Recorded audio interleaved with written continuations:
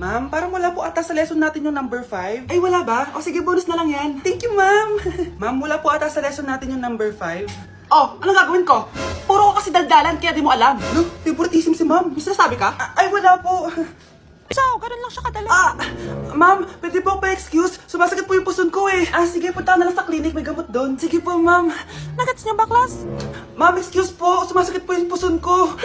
Ang arte mo naman. Konting sakit lang. Excuse agad. Kapag di maganda, wag na mag-inarte. Kala mo naman ang ganda ni ma'am.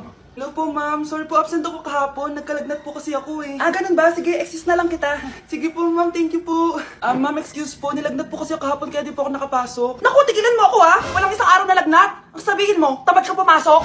Ikaw nga, palagi ka nga di pumapasok eh. Anong sabi mo? Totoo naman, ma'am. May favoritism ka. Susumbong kita sa principal.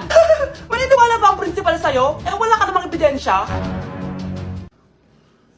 Anak, mag-exam tayo mamaya ha. Dapat mas mataas grades mo kay Scarlett. Oo naman, Nay. Mas magaling naman ako sa kanya. Anak ni ma'am si Samantha. Ito yung mga sagot mamaya sa exam.